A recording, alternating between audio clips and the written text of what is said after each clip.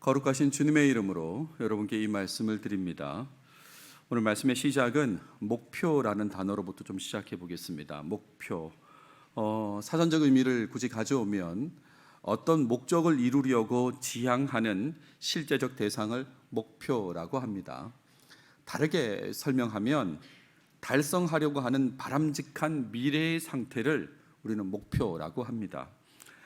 사람들 중에는 장기적인 목표를 정하기도 합니다. 10년, 20년의 목표를 정하기도 하지만 대개는 1년 단위의 목표를 정하면서 살아갑니다. 올해는 이걸 해야지, 올해는 이걸 해야지 하면서 1년 단위로 이렇게 목표를 정하면서 사는 게 보통의 모습입니다. 여러분 질문 하나 드려볼까요? 올해 어떤 목표를 정하셨습니까? 1월 1일인데 올해 여러분 어떤 목표를 정하고 사시냐 묻고 있습니다. 학생, 직장인, 운동선수 등 자신의 위치에 따른 목표가 있을 것입니다. 자신의 위치가 있지 않습니까? 그에 따른 목표. 예를 들면 학생이면 성적과 관련된 목표, 직장인이면 진급과 관련된 목표, 운동선수라면 기록이나 메달을 따는 것과 관련된 그런 목표들이 있는 것처럼 자신의 위치에 따른 목표가 있을 것입니다. 또 사람들이 건강이나 교양 등 관련해서 일반적으로 가지게 되는 그런 목표도 있을 수 있습니다. 누구나 가지는 그런 일반적인 목표도 있을 수 있다, 이런 말입니다. 예를 들어서 건강과 관련해서 체중 감소를 목표로 한다든지, 아니면 골격근 증가를 목표로 한다든지, 아니면 매일 운동 시간을 확보하는 30분이든 1시간씩 이렇게 확보하는 것을 목표로 한다든지 하는 그런 목표가 있을 수 있습니다. 교양을 누리기 위해서 매월 또는 1년의 독서량을 또 목표로 정하기도 하는 거죠. 여러분들의 목표는 무엇입니까? 표정을 보니까 없다, 이렇게 느껴지기도 하는데 아직까지 정하지 않으셨다면 정하셔도 좋을 것 같습니다. 근데 여기서 멈추지 않고 제가 더 말씀드리고 싶은 건 신앙인으로서의 어떤 목표를 가지고 있는가, 이걸 좀 묻고 싶습니다. 신앙인으로서 어떤 목표를 가지고 있습니까? 예배와 관련해서, 기도와 관련해서, 전도와 관련해서, 말씀을 읽는 것과 관련해서, 또는 묵상과 관련해서 어떤 목표를 가지고 있습니까? 2022년보다는 나은 신앙의 모습이 목표가 되어야 되지 않을까라고 생각합니다. 예를 들어서 성경 1독을 한 것이 지난해의 모습이라면 그것을 줄이면 곤란하지 않겠습니까? 그보다 더 나은 모습이 목표로 정해져야 되지 않을까라고 생각합니다. 하나님과 더 가까워지는 그런 목표를 삼으시길 바랍니다. 그래서 개인적인 목표를 잘 세울 뿐만 아니라 더 추가하고 싶은 건 교회의 목표에도 여러분 관심을 좀 가져보시면 좋겠습니다. 여러분들 교회 구성원들이지 않습니까? 그러니까 교회의 목표에도 한번 관심을 가져보십시오. 2023년 목양교회의 목표는 교회의 본질적 기능 중에 하나인 섬김, 봉사를 실천하는 것으로 정했습니다. 이 목표를 위해서 가장 위대한 명령, The Greatest Commandment에 주목하려고 합니다. 그 가장 위대한 명령, 예수님께서 하신 명령은 뭐냐면 내 이웃을 내 자신같이 사랑하라 라는 명령이었습니다. 이 부분과 관련해서 몇 시간 전인 이 송구 영신 예배 때 여러분께 말씀을 드렸습니다. 잠깐만 요약하면 이런 겁니다. 가장 위대한 명령이란 것을 확실히 인식해야 된다고 말씀을 드렸습니다. 그냥 이웃을 사랑하라는 그 말씀이 그냥 흔히 들을 수 있는 말씀 정도가 아니라 가장 위대한 명령, 가장 큰 명령인 것을 분명히 인식해야 된다라고 말씀을 드렸고, 그리고 나서 그 명령대로 이웃을 사랑하면서 섬김을 실천해야 된다는 말씀을 드렸습니다. 그냥 섬길 수도 있습니다. 사랑 없이도 섬길 수 있으니까, 그러니까 말씀에 순종해서, 가장 위대한 명령에 순종해서 사랑하면서, 이웃을 사랑하면서 섬김을 실천해야 된다, 그런 말씀을 드렸습니다. 그리고 세 번째는 이웃이 감동할 때까지 섬겨야 된다는 말씀을 드렸습니다. 내 이웃을 자신같이, 우리의 이웃을 자신처럼 사랑하는 게 제일 좋지만 그러지 못하다면 차선의 이 목표로 이웃이 감동할 때까지 이웃을 섬기는 것이 필요하다, 이 부분을 강조했습니다. 그래서 여러분 교회 들어오시면서 보셨는지 모르겠습니다. 교회 현수막이 걸려 있는데 이웃이 감동할 때까지 이웃을 사랑하고 결과적으로는 섬기는, 이 부분에 방점을 둡니다. 섬기는 교회가 되는 것이 우리 교회의 올해 목표인 것입니다. 하나님께서 기뻐하시는 교회, 교회다운 교회가 되기 위해 모든 교회 구성원들이 이 목표와 함께 노력했으면 좋겠습니다. 오늘 본문은 이웃에게 관심을 가지고 사랑하면서 도움을 주고 섬기는 그런 내용이 들어 있습니다. 이 내용을 통해서 더욱 이웃을 사랑하고 섬김을 잘 실천하길 바라는 마음으로 말씀을 살펴보도록 하겠습니다. 앞서 성경 봉독 시간에 7절까지 읽었는데 원래 이 내용은 16절까지 이어지기 때문에 16절까지를 본문으로 두고 말씀을 보겠습니다. 자, 본문을 보시면 오늘 본문은 마태복음 20장의 예수님의 비유의 내용인 것입니다. 여러분, 비유라고 하는 건 비유의 대상, 본질이 중요합니다. 그냥 비유 그 자체만 머물면 아무 소용이 없는 거죠. 이 비유가 무엇을 지금 가리키고 있는지, 그 대상이 뭔지, 그 본질이 뭔지를 아는 게 중요하다, 이런 말입니다. 제가 비유를 얘기할 때마다 가끔 언급했던 오즈의 마법사 한번 떠올려 보십시오. 여러분, 오즈의 마법사는 비유입니다. 미국 경제에 대한 비유인데 그 비유의 대상을 모르고 그냥 이 비유 자체만 머물면 그냥 한낱 동화에 불과한 것입니다. 그러니까 이거는 비유인데 비유의 대상을 모르면 그렇게 된다, 이런 말입니다. 마찬가지로 오늘 본문이 비유입니다. 오늘 본문의 비유의 대상은, 그 본질은 천국이다라고 할 수 있어요. 제가 임의로 지어낸 말이 아니라 오늘 본문 1절에 그대로 나와 있습니다. 천국은 마치라고 그렇게 시작합니다. 그러니까 이 비유의 대상, 본질은 천국인 것입니다. 하나님의 나라, 하늘나라다, 이런 말입니다. 바꿔 얘기하면 하나님의 다스림, 통치와 관련된 것인데, 이 하나님의 다스림, 통치가 있는 곳의 모습을 지금 비유로 설명하는 것이 20장 1절에서 16절까지의 내용이다라고 할 수 있겠습니다. 이 비유에 등장하는 인물들부터 한번 살펴보십시다. 세 종류의 인물이 등장합니다. 집주인 또는 포도원 주인으로 표현된 사람이 등장합니다. 그리고 품꾼들이 등장하고, 그리고 뒤에 청지기가 등장하게 됩니다. 또 복음의 이 비유의 공간적 배경은 두 곳인데 포도원과 장터입니다. 그리고 이 비유의 시간적 배경은 이른 아침, 그리고 제3시, 6시, 9시, 11시로 이렇게 되어 있습니다. 유대식 시간이란 걸 여러분 잘 아실 것입니다. 그러니까 로마식 시간으로 바꾸면 이른 아침은 오전 6시경쯤 될 것이고요, 제3시는 오전 9시, 그리고 6시는 정오가 되겠죠. 그리고 9시는 오후 3시, 11시는 오후 5시입니다. 그래서 이 로마식 시간, 우리가 익숙한 그 시간으로 뒤에 설명을 계속 이어보도록 하겠습니다. 자, 2절부터 7절까지는 품꾼들을 불러 일을 시키는 그 내용입니다. 이렇게 시작합니다. 이른 아침에 한 데나리온을 약속하고 품꾼들을 포도원에 들여보냈다라고 그렇게 되어 있습니다. 여기까지는 뭐 아무 문제가 없는 내용입니다. 근데 오전 9시에 장터에 놀고 서 있는 자들을 이 주인이 보고 포도원에 들어가서 일하게 했습니다. 본문을 보시면 4절에 내가 너희에게 상당하게 주리라 라고 약속을 합니다. 품삯을 약속했다, 이런 말입니다. 근데 이 상당하게는 뒤에 내용을 참고하면 한 데나리온이라는 것을 알 수 있습니다. 13절 보십시오. 네가 나와 한 데나리온의 약속을 하지 아니하였느냐라는 표현이 나오지 않습니까? 그러니까 상당하게 주겠다고 하는 건 오전 6시경이 아님에도 불구하고 3시간이 지났음에도 불구하고 한 데나리온을 약속한다, 뭐 그런 얘기인 것입니다. 그리고 이어집니다. 오후 12시, 그러니까 정오와 오후 3시에 장터에서 사람들을 또 불렀습니다, 주인이. 그리고 포도원에서 일하게 했습니다. 근데 이 부분은 아주 짧게 설명이 되어 있어요. 또 나가 그와 같이 하고, 그러니까 오전 9시 때 사람을 불러서 한 데나리온을 약속하고 포도원에 들여보낸 것처럼 똑같이 정오와 오후 3시에도 그렇게 하셨다는 겁니다.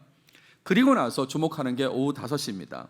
그때까지도 일을 얻지 못한 사람들을 이 주인이 발견하고 포도원에 들여보냈다라고 했습니다. 내용을 보시면 주인이 이렇게 얘기합니다. 너희는 어찌하여 종일토록 놀고 여기 서 있느냐?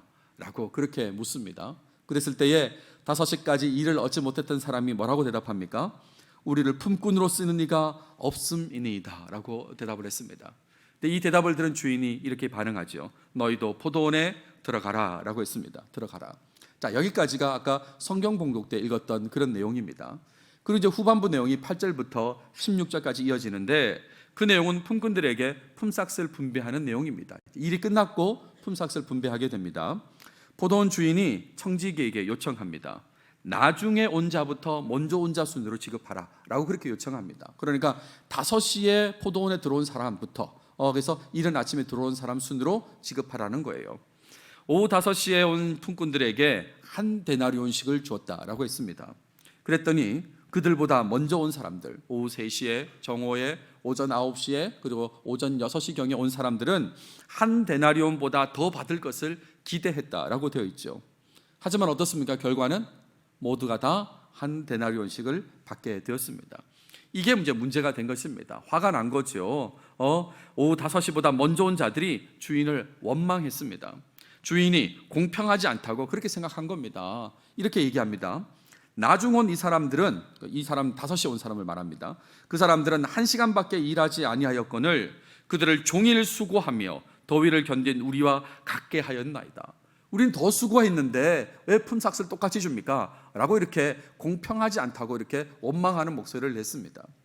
이에 대해서 주인의 반응을 한번 보십시오. 주인의 반응은 2가지로 요약될 수 있는데, 첫 번째는 잘못이 없다는 겁니다. 내가 무슨 잘못이 있어? 라는 반응이죠. 내가 나와 한 데나리온의 약속을 하지 아니하였느냐?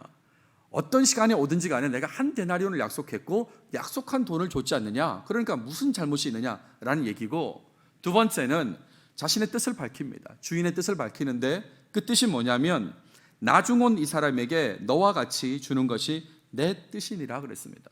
내 뜻이다. 5시에 와서 1시간밖에 일하지 않았어도 한 데나리온을 주는 것이 내 뜻이다라고 그렇게 분명히 밝히고 있습니다. 그러면서 이렇게도 얘기합니다. 내가 선함으로 내가 악하게 보느냐? 내가 선하게 선한 마음으로 5시에 온 사람에게 한 데나리온을 줬는데 왜 그걸 악하게 보느냐고 그렇게 묻습니다.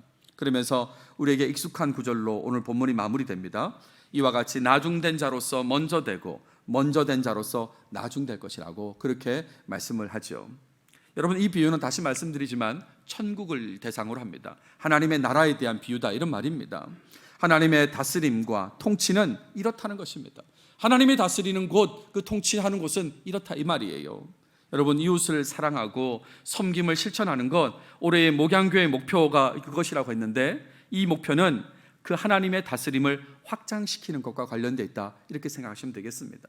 오늘 비유가 하나님 나라와 관련됐다고 했는데, 우리가 가지고 있는 목표도 하나님 나라, 하나님 다스림의 확장과 관련되어 있다라고 생각할 수 있는 것입니다. 그러므로 섬김을 잘 실천하기 위해서는 이 비유 속에 등장하는 하나님의 관점에 주목할 필요가 있는 것입니다. 아, 하나님 나라는 이런 것이구나, 하나님의 통치는 이런 것이구나, 그러니까 이렇게 섬겨야 되겠구나, 이걸 주목해야 된다, 이런 말입니다.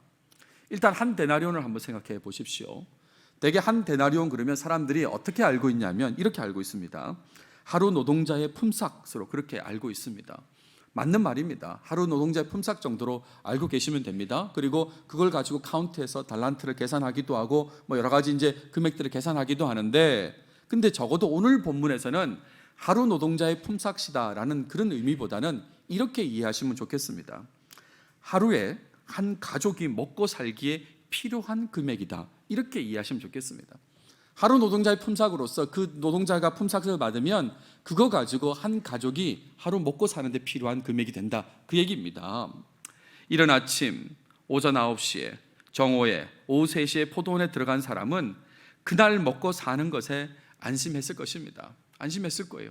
본인은 한 5시쯤 됐을 때 그래도 나는 품삯을 받는다, 그 품삯을 받으면 우리 가족은 오늘 하루 먹을 수 있다, 이런 안심하는 마음이 있었을 것입니다. 물론 오전 9시나 정오나 오후 3시에 들어온 사람 입장에서는 한 데나리온보다 적을 수 있다는 그런 불안감이 조금 있었겠지만, 그래도 여기 못 들어온 사람이 있는데 그래도 나는 품삯을 받을 건데 라고 하면서 조금 안심되는 마음이 있었을 거예요. 가족들을 이렇게 부양해야 되는 사람으로서 안심되는 마음이 있었을 것입니다. 5시에 온 사람은 어떨까요? 오후 5시에 온 사람은 거의 품삯이 없을 거라고 생각했겠죠. 그래도 아예 없는 것보다는 낫다는 생각 정도, 그런 정도로 아마 일을 했을 것입니다. 1시간 정도를요. 근데 여러분, 이런 상황에서 주인의 관심을 한번 따라가 보시기 바랍니다. 이런 상황에서 그 주인의 관심은 일을 얻지 못한 사람들에 있었습니다. 그렇습니다. 보통의 주인이라면 일 잘할 사람이 누굴까? 저 사람은 정말 품삯만큼 일을 하고 있는 것인가? 오늘 좀 효과가 있는 것인가? 그런 것에 관심을 둘 텐데, 오늘 본문에 나오는, 천국을 비유한 이곳에 나오는 주인은 일을 얻지 못한 사람들에게 관심이 있습니다. 다르게 얘기하면 그 사람들과 가족들의 삶을 걱정하고 있다, 이런 말입니다. 한 데나리온을 받지 못하면 저 사람과 저 사람의 가족은 힘들 텐데 라는 그 걱정이 이 주인의 걱정, 관심이다, 이런 말입니다. 이쯤 되면 질문이 하나 생길 수 있습니다. 사실은 저는 이 본문을 대할 때마다 오랫동안 가지고 있는 질문이 있습니다. 그리고 이 설교를 준비하면서 또 그 질문이 생겼는데, 그 질문은 뭐냐면 이런 겁니다. 왜 주인은 처음부터 다 드리지 않았을까? 혹시 여러분 그런 질문 드십니까? 그냥 이른 아침에 가서 다 들어오세요 라고 했으면 모두가 안심한 마음으로 평안하게 일을 했을 텐데, 왜 오전 9시에, 정오에, 그리고 오후 3시에, 오후 5시에 따로따로 이렇게 사람을 불렀을까? 적어도 한 정오쯤이라도 사람들 다 들어오라고 하셨으면 될 텐데 왜 뒤에 또 이렇게 나눠서 이렇게 들어오라고 했을까? 이게 계속 이제 의문으로 이렇게 남아 있었는데, 정리를 하면서 이렇게 생각을 마무리했습니다. 그렇게 하지 못한 이유가 있었을 것이다. 우리가 모르는 이유가 있었을 것이다. 그냥 한꺼번에 다 들어오게 할 수 없는 그런 상황들이 있었다고 그렇게 전제해야 되는 거죠. 아무튼 주인의 관심은 일을 얻지 못한 사람들에게 있었다는 것입니다. 마지막 오후 5시까지 나가서 일을 구하지 못한 사람들에게 관심을 보이지 않습니까? 이제 일이 곧 끝납니다. 끝나는데도 불구하고 그 직전까지도 일을 얻지 못한 사람에게 관심을 보이셨습니다. 그리고 모두를 안심시키는 한 데나리온을 다 나눠주겠습니다. 오후 5시에 온 사람에게도 한 데나리온을 나눠주겠다, 이런 말입니다. 근데 여러분, 이 상황에서 먼저 포도원에 들어온 사람들의 모습은 어떻습니까? 오후 5시 전 먼저 포도원에 들어온 사람들의 모습은 어떨까요? 그들은 포도원에 들어오지 못한 사람들에 대한 관심이 없습니다. 알고 있었을 것입니다. 본인들은 포도원에 들어가면서 여기 들어오지 못한 사람들을 알고 있을 거예요. 동네 사람들일 겁니다. 그런데 그들에 대한 관심이 없습니다. 그들과 그들의 가족들의 삶을 걱정하지 않습니다. 한 데나리온을 받지 못하면 먹고 사는데 힘들 텐데라고 하는 그런 걱정이 없다, 이런 말입니다. 오히려 같이 한 데나리온을 받아서 기쁜 것이 아니라 속상해하고 주인을 원망합니다. 자기 이익만 생각하는 거죠. 저 사람이 한 데나리온이면 나는 더 받아야 되는데 내 이익만 생각하는 것입니다. 그러면서 같이 한 데나리온을 받은 걸 기뻐하지 않습니다. 당신도 받아서 다행이다, 당신 가족들 건사할 수 있어서 다행이다, 이런 마음이 전혀 없다, 이런 말입니다. 끝까지 자기보다 못하다고 여기는 사람의 삶에는 관심이 없습니다. 내 이익이 증가하는 그 부분에만 관심이 있다, 이런 말이죠. 오늘 본문 앞서서 19장, 마태복음 19장을 보시면 그 후반부에는 부자 청년의 이야기가 등장하게 됩니다. 이 부자 청년에 대해서 예수님께서 그에게 말씀하시는 내용이 있습니다. 보십시오. 내가 온전하고자 할진대 가서 내 소유를 팔아 가난한 자들에게 주라. 그리하면 하늘에서 보화가 내게 있으리라. 그리고 와서 나를 따르라, 그랬습니다. 가난한 자를 위해서 내 소유를 팔아서 그들에게 주라고 그렇게 말씀하셨습니다. 근데 이 부자 청년이 어떻게 반응할까요? 그 말씀을 따르지 못합니다. 성경에는 이렇게 되어 있습니다. 재물이 많음으로 이 말씀을 듣고 근심하며 가니라, 그랬습니다. 재물이 많으면 나눠주면 될 텐데 재물이 많음으로 이 말씀을 듣고 근심하며 갔다 그랬어요. 그래서 이런 내용 때문에 우리에게 너무나도 유명한 말씀이 이어집니다. 그 말씀은 이거지요. 24절에 낙타가 바늘귀로 들어가는 것이 부자가 하나님의 나라에 들어가는 것보다 쉽다라는 말씀입니다. 근데 이 유명한 말씀 다음에 이 내용을 마무리하는, 이 부자 청년 이야기를 마무리하는 내용 구절을 한번 보십시오. 이렇게 마무리됩니다. 그러나 먼저 된 자로서 나중되고 나중된 자로서 먼저 될 자가 많으니라, 이렇게 마무리합니다. 여러분, 오늘 이 20장 비유 말씀의 마무리는 어떻게 됩니까? 똑같죠, 그죠? 이와 같이 나중된 자로서 먼저 되고 먼저 된 자로서 나중되리라. 순서가 바뀌긴 했지만 같은 내용으로서 마무리됩니다. 부자 청년에 대한 이야기가 그렇게 마무리되고 또 이어지는 바로 비유의 내용도 이렇게 마무리된다, 이런 말입니다. 그러니까 하나님의 다스림, 이 천국은 이웃에게 관심을 가지고 사랑하며 돕는 것과 관련된다고 그렇게 연결해서 생각할 수 있는 것입니다. 어려운 자를 돕는 것과 관련돼서 지금 계속해서 예수님께서 말씀하고 계시는구나, 이렇게 생각해야 된다, 이런 말이죠. 특별히 오후 5시까지 일을 얻지 못한 사람들에게 관심을 가지고 돕는 것과 관련된 이야기들이 지금 이어가고 있다, 이런 말입니다. 오늘 본문의 비유는 바로 이것을 말하고자 한 것입니다. 오후 5시까지 일을 얻지 못한 사람에게 관심을 가져야 된다, 가난한 자들에게, 소외된 자에게 관심을 가져야 된다, 그 얘기를 하고 있다, 이런 말입니다. 하지만 하나님의 다스림이 없는 세상은 어떻습니까? 자신의 이익만 고려하면서 그것이 옳다고 여기는 것입니다. 자신의 이익을 누리는 것을 그게 옳다고. 그래서 사람들께 얘기합니다. 돈 많이 벌었어. 그러면 아유 잘했네 계속 그게 좋다고, 그게 옳다고만 생각한다, 이런 말이죠. 하나님의 다스림의 원리가 아닌 세상의 원리대로 산다면 여러분, 이웃을 사랑하고 섬길 수 없습니다. 우리 교회 목표대로 살 수 없다, 이런 말이죠. 자신처럼 이웃을 사랑하며 섬길 수 없습니다. 위대한 명령, 가장 위대한 명령이라고 해도 세상의 원리대로 그렇게 살면 이웃을 자신처럼 사랑할 수 없습니다. 또 이웃이 감동할 때까지 또 사랑하고 섬길 수도 없는 것입니다. 그렇게 어쩔 수 없다는 것을 이유로 이웃 사랑을 제대로 실천하지 않고 시간이 흐르면 어떻게 됩니까? 먼저 들어왔어도 나중으로 주님으로부터 평가된다, 이런 말이죠. 그냥 이웃 사랑하지 않고, 세상이 다 그러는데요, 그냥 내 살기 바빴습니다 그러면서 자기의 이익을 누리는 것에만 주목하면서 시간이 흘러가면 나는 원래 먼저 들어왔는데, 하지만 주님께서 평가하시기를 나중이라고 그렇게 평가하실 거다, 이런 말입니다. 그래서 오늘 적용점으로 말씀드리고 싶은 것은 이런 겁니다. 가장 위대한 명령이라고 했는데 이 이웃 사랑의 명령을 실천할 사람, 실천할 교회로서 여러분 오후 5시까지 일을 얻지 못한 사람들에게 관심을 가지시기 바랍니다. 주변에 그 소외된 사람, 정말 힘든 사람, 그들에게 관심을 가져야 된다, 이런 말입니다. 이미 한 데나리온을 확보하고 사는 사람이라면 더욱 오후 5시에도 일을 얻지 못한 사람들을 도와주려고 해야 하는 것입니다. 근데 여러분, 이 말씀을 왜 이렇게 힘들게 하시나 하면서 주인을 원망하시겠습니까? 그냥 나 잘 살고 있는데 또 이렇게 어려운 말씀을 주시나 라고 원망하신다면 곤란한 겁니다. 그것은 이미 앞서 들어온 품꾼들의 원망과 다를 바가 없는 것이죠. 제발 간절히 부탁드리는데 여러분 마음에 복불복 같은 마음은 확실히 없기를 바랍니다. 여러분, 복불복이 뭡니까? 이 복불복을 표현하는 문장이 있는데 이런 거잖아요. 나만 아니면 돼가 복불복입니다. 나만 그 잘못된 것에 걸리지 않으면 돼라가 복불복이라고 하는데, 자신만 어렵지 않으면 되고 이웃의 어려움에는 관심이 없다는 입장, 이런 입장은 정말 곤란합니다. 나는 괜찮은데, 사람들 경제적으로 힘들다고 그러고 어렵다고 뉴스가 많이 나오는데 그래 나는 괜찮아, 나만 아니면 되지 뭐 라고 하는 건 곤란하다, 이런 말입니다. 이웃의 어려움에 관심이 없는 그런 입장은 정말 곤란한 입장이에요. 하나님 나라에 어울리지 않는 모습이다, 이런 말입니다. 제가 어울리지 않다고 좀 이렇게 점잖게 표현했지만 사실은 하나님 나라, 하나님 다스림에 배척되는 그런 모습이라고 여러분 여기셔야 하는 것입니다. 하나님의 자녀라면, 하나님의 다스림에 먼저 들어간 사람이라면 하나님의 마음을 이해하고 소외된 이웃에게 관심을 가져야 하는 것입니다. 그 이웃이 감동할 때까지 사랑의 마음으로 섬김을 실천해야 하는 것입니다. 이게 우리가 추구해야 될 바다, 이런 말입니다. 먼저 먼저 왔음에도 불구하고 5시에 들어온 사람들이 한 데나리온 받는 것을 기뻐한다고 생각해 보십시오.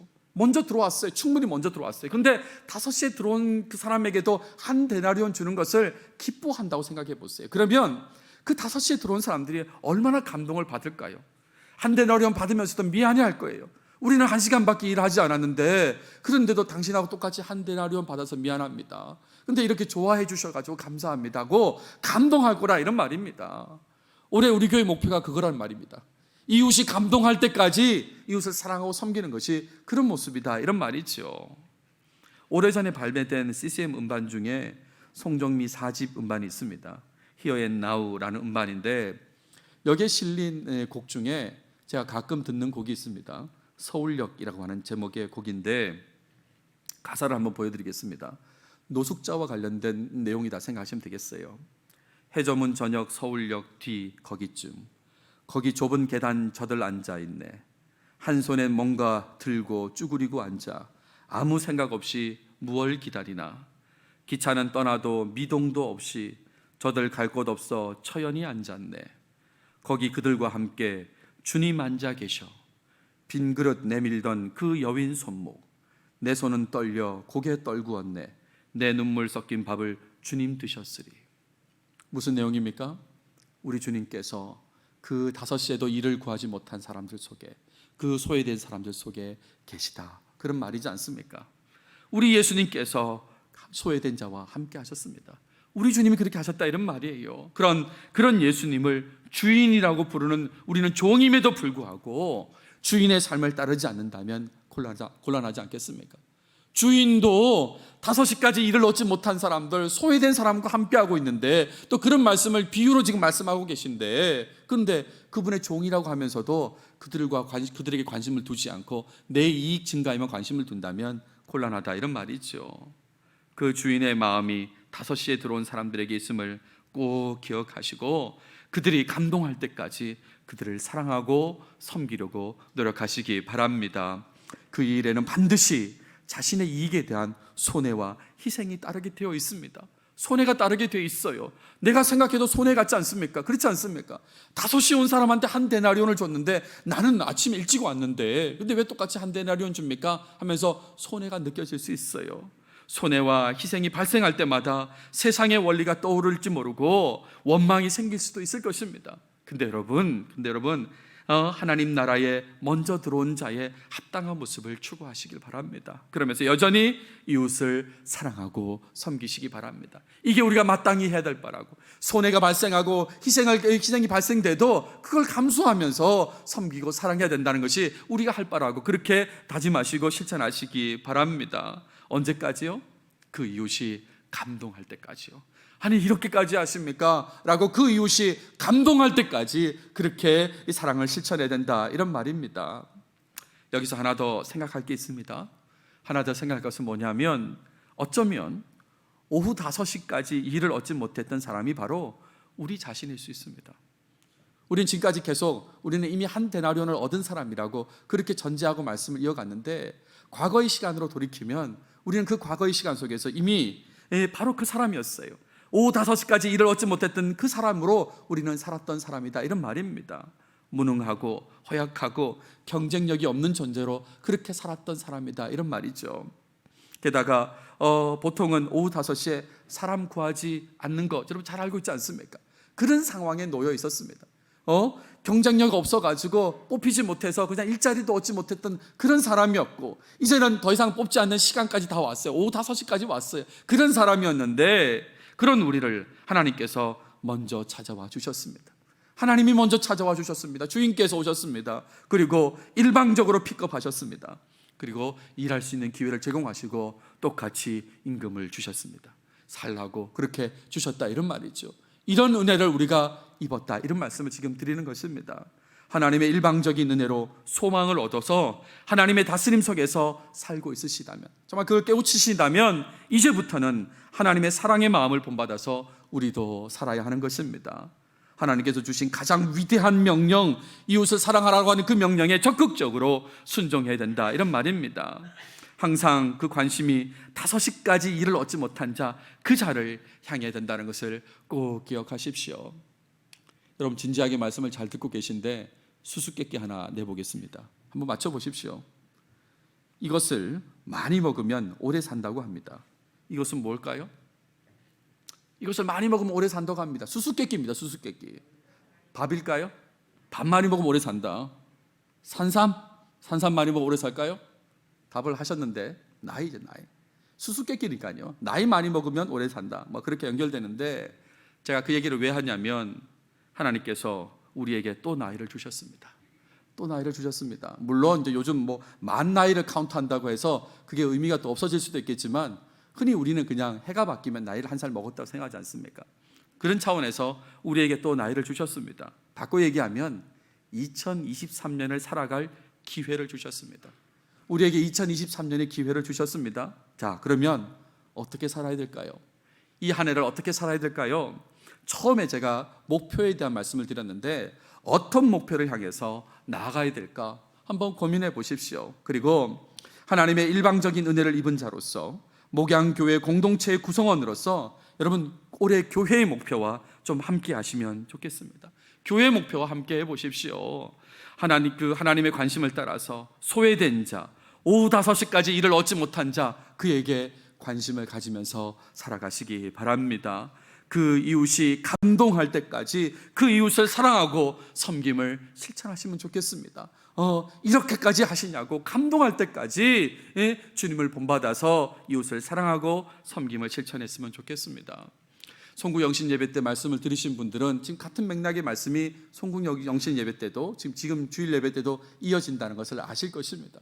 이렇게 설교를 계속 준비하고 말씀을 전하면서 제 속에 떠오르는 단어 한자 성어는 딱 하나입니다. 분골쇄신입니다. 무슨 말일까요? 뼈를 가루로 만들고 몸을 부수면서 이 말씀에 순종하려고 해야 된다, 그 말인 겁니다. 그 생각이 계속 드는 거예요. 익숙치 않습니다. 이웃을 이렇게까지 사랑하고 섬김을 실천하는 것은 우리에게 익숙치 않습니다. 그러니까 그냥 이 설교만 듣고 가만히 있으면 다시 여러분 원래의 모습으로, 내 이익만 추구하는 모습으로 가게 되어 있는 것이고, 교회 목표와 관계없이 살아가게 되어 있습니다. 그러니까 이 익숙치 않는 것을 바꾸려면 분골쇄신해야 되는 거죠. 안 되니까 뼈를 가루로 만들어서라도, 몸을 부숴서라도 이 말씀에 순종하려고, 내 몸을 쳐서 복종케 해서라도 이 말씀에 순종하려고 해야 된다, 이런 말입니다. 사랑하고 섬김을 실천하시기 바랍니다. 그래서 그 모습을 통해서 정말 올해는 하나님께서 기뻐하시는 교회의 모습을 제대로 드러내는 목양교회 공동체가 되길 바랍니다. 기도하겠습니다. 하나님 감사합니다. 오늘도 우리에게 마태복음으로 말씀해 주셔서 감사합니다. 특별히 이웃 사랑에 대한 말씀을 주셨는데, 올해 교회 목표를 떠올리면서 이웃이 감동할 때까지 이웃을 사랑하고 섬기는 일에 최선을 다하게 해 주시옵소서. 주님께서 우리를 먼저 사랑해 주셨습니다. 우리에게 기회 주시고 일방적 은혜를 베풀어 주셨기에 그 은혜 떠올리면서 주님 본받아서 이웃을 정말 사랑하는 모습이 우리 속에 나타나게 해 주시옵소서. 오후 5시까지 일을 얻지 못한 그 소외된 자에게 정말 관심을 갖게 도와주시고, 그 이웃이 감동할 때까지 최선을 다해서 사랑하며 섬기도록 우리를 이끌어 주시옵소서. 이 모든 말씀 예수님의 이름으로 기도드렸습니다. 아멘.